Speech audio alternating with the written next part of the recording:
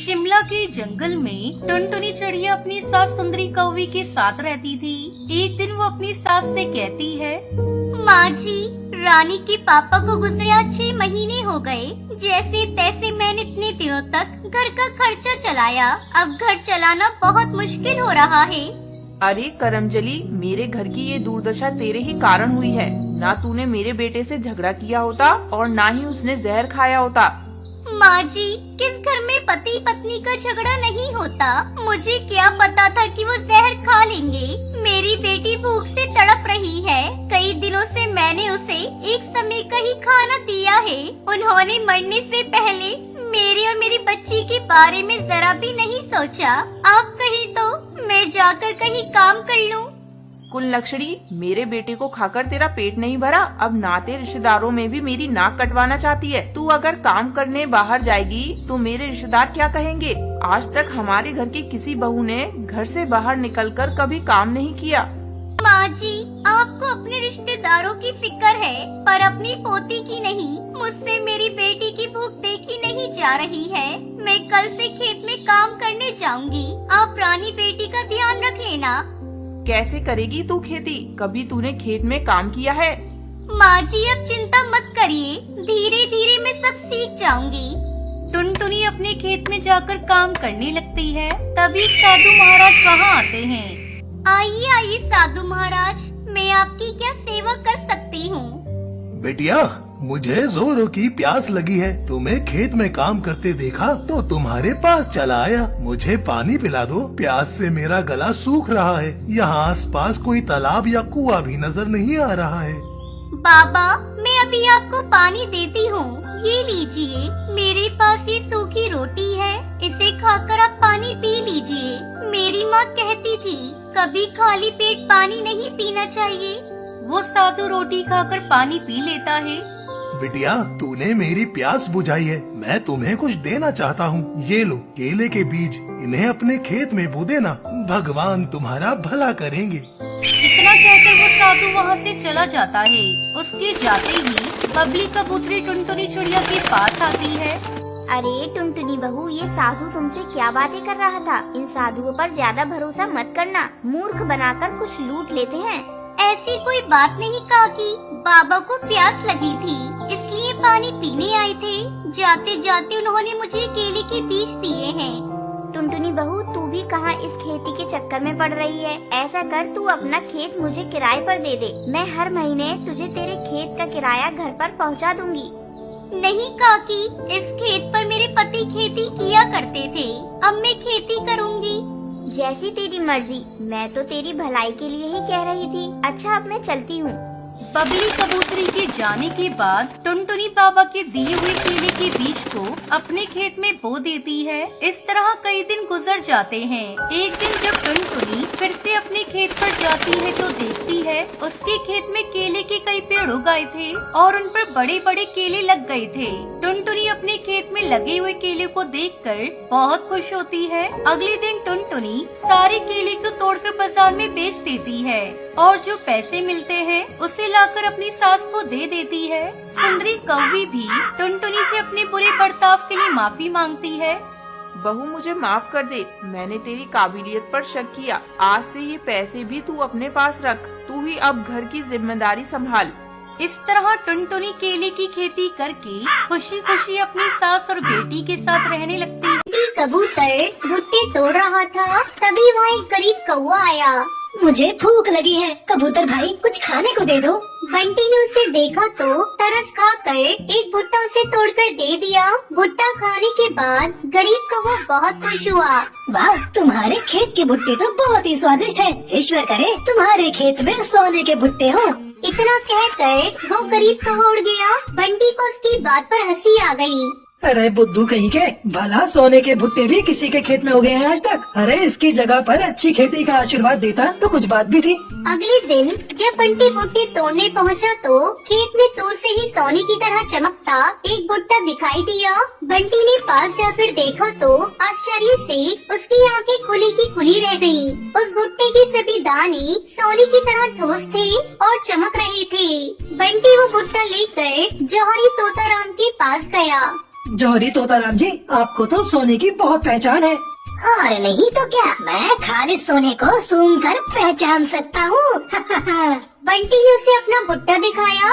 अच्छा, जरा चेक करके बताइएगा कि क्या ये शुद्ध सोने का है या नहीं।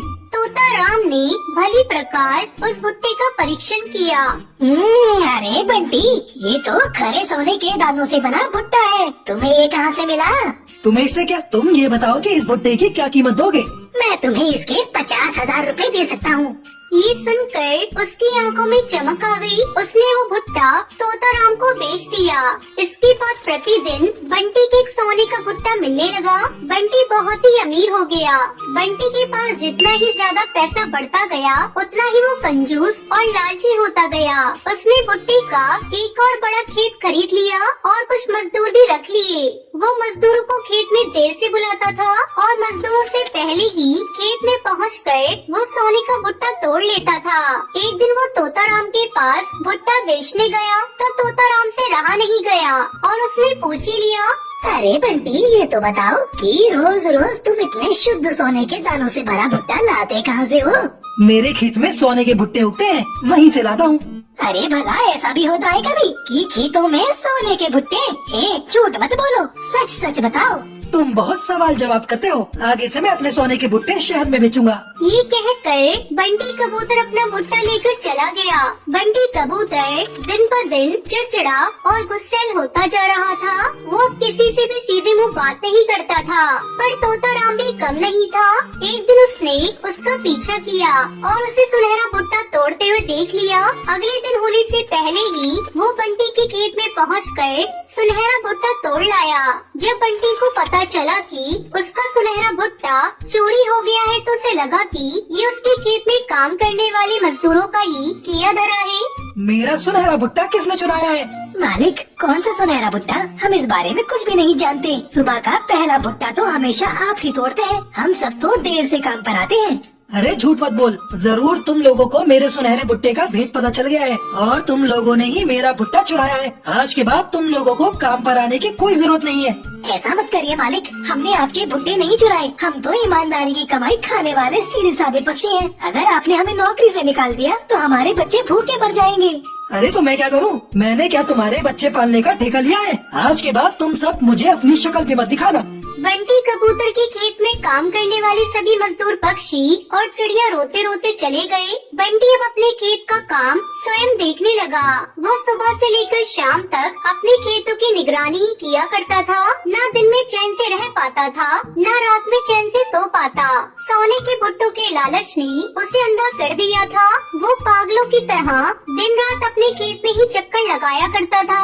एक दिन वो खेत में काम कर रहा था, तभी एक अजनबी चिड़िया वहाँ आई। भैया, मुझे बहुत भूख लगी है, कुछ खाने को दे दो, भगवान तुम्हारा भला करेगा। चल भाग यहाँ से, मेरे पास खाने को कुछ भी नहीं है, मुझे परेशान मत कर। कैसी बात करते हो? इतना बड़ा भुट्टे का खेत है, इसमें से भुट्टा ही तोड़ कर दे दो। एक भुट्टे से तुम्हारा क्या नुकसान हो जाएगा? अरे क्यों दे दूं? ये भुट्टे मैं बाजार में बेचूंगा तो मुझे पैसे मिलेंगे। मैं तुम्हें क्यों मुफ्त में अपने भुट्टे दे दूं? मैं तो तुम्हें अपने खेत की मिट्टी भी ना खाने दूं। चल भाग यहाँ से। जिस प्रकार तुम मुझे अपने खेत की मिट्टी तक नहीं देना चाहते, भगवान करे खेत मिट्टी ही उगले। इतना कहकर वो अजनबी चिड़िया वहाँ से उड़ गई। बेवकूफ कहीं की, भला खेत भी मिट्टी उगलता है क्या? बंटी ये भूल गया कि खेत तो सोने के भुट्टे भी नहीं देते, पर पिछली बार एक अजनबी के आशीर्वाद से उसके खेत ने सोने के भुट्टे दिए थे। अगली सुबह जब बंटी अपने खेत में पहुंचा तो उसका पूरा खेत खाली पड़ा था। उसके खेत के सारे भुट्टे गायब हो गए थे। बंटी के आश्चर्य का ठिकाना न रहा। अचानक उसका भरा खेत खाली कैसे हो गया? वहाँ किसी प्रकार के पेड़ ये पौधों का नामो निशान नहीं था, मानो कभी कुछ बोया ही नहीं गया हो। बंटी कबूतर समझ गया कि उस अजनबी चिड़िया का ही श्राप लगा है। अब पछताए होत क्या जब चिड़िया चुग गई खेत। इस कहानी से हमें शिक्षा मिलती है कि हमें लालच नहीं करना चाहिए और मुसीबत में फंसे लोगों की सहायता करनी चाहिए। बहुत समय पहले सोन नगर के जंगल में टुनटुनी चिड़िया अपने माँ बाप के साथ रहा करती थी। टुनटुनी चिड़िया की पढ़ाई पूरी हो चुकी थी। एक दिन टुन्नू चिड़ा कर टुनी चिड़िया से कहता है, अरे ओ टुनटुनी की माँ, कहाँ हो? जल्दी आओ, मुझे तुमको एक खुशखबरी देनी है। क्या बात है जी, आज आप बड़े खुश दिखाई दे रही हैं। टुनटुनी की माँ, खुशी की ही तो बात है। मैंने अपनी बेटी की शादी अपने दोस्त कड़कनाथ सेठ के बेटे काले कौवे के साथ तय कर दी है। कालू बड़ा ही संस्कारी है। अपनी टुनटुनी बिटिया बहुत ही किस्मत वाली है जो उसे कालू जैसा वर मिला। दोनों पति पत्नी खुशी खुशी अपनी बिटिया की शादी की तैयारी करने लगते हैं। उधर जब टुनटुनी चिड़िया अपनी शादी की बात सुनती है तो वो सपने सजाने लगती है। जब मैं दुल्हन बनकर अपने ससुराल जाऊंगी तो मैं अपने पति और सास ससुर की सेवा करूंगी। जल्द ही शादी का दिन भी आ जाता है।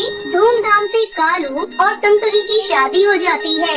दुल्हन बनकर टुनटुनी चिड़िया अपने ससुराल आ जाती है। शादी के अगले ही दिन कालू के पापा को हार्ट अटैक आ जाता है और उसकी मौत हो जाती है। ये देखकर सुंदरी कौवी रोने लगती है। वो इसका जिम्मेदार अपनी बहू को मानती है। कालू बेटा, ये अपशगुनी है। इसी के कारण तेरे पिता की मौत हुई है। तू अभी इसे इसके मायके छोड़कर आ। मैं इसे एक पल इस घर में नहीं रखूंगी। माँ जी, आप ये क्या कह रही है माँ जी?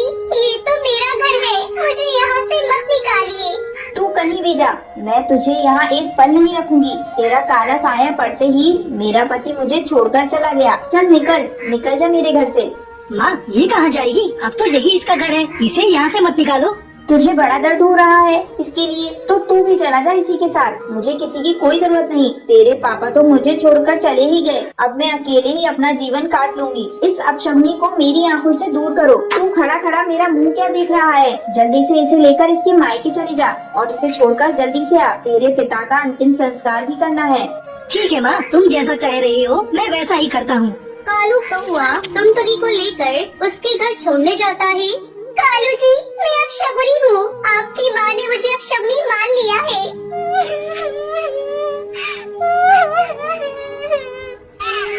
तब कालू कौवा उसे समझाते हुए कहता है, टुनटुनी, तुम चिंता मत करो। मैं जल्द ही अपनी मम्मी को समझाकर तुम्हें वापस लेने आऊंगा। मेरी नजर में तुम अपशगुनी नहीं हो। अच्छा तो अब मैं चलता हूँ। कालू कौवा वापस अपने घर चला जाता है। इसी तरह कुछ दिन गुजर जाते हैं। एक दिन सुंदरी कौवे की तबीयत बिगड़ जाती है। उसकी देखभाल करने वाला कोई नहीं था। तब कालू कौवा टुनटुनी चिड़िया को लेकर आता है। टुनटुनी चिड़िया अपनी सास की जी जान से सेवा करती है। धीरे धीरे सुंदरी कौवे की हालत में सुधार होने लगता है। सुंदरी कौवे को अपनी गलती का एहसास होता है। वो टुनटुनी चिड़िया से माफी मांगते हुए कहती है, टुनटुनी बहू, मुझे माफ कर दे। मैंने तुझे अपशगुनी कहा। आज तेरी ही सेवा के चलते मैं ठीक हुई हूँ। ये ले इस पूरे घर की चाबी। अब से ये घर तुम ही संभालेगी। नहीं, ये चाबी आप खुद ही रखिए। मैं इसे लेकर क्या करूँगी? अभी तो इस घर को आपको ही देखना है। मुझे इस घर में बहू का दर्जा देकर आपने मेरे ऊपर बहुत बड़ा एहसान किया है।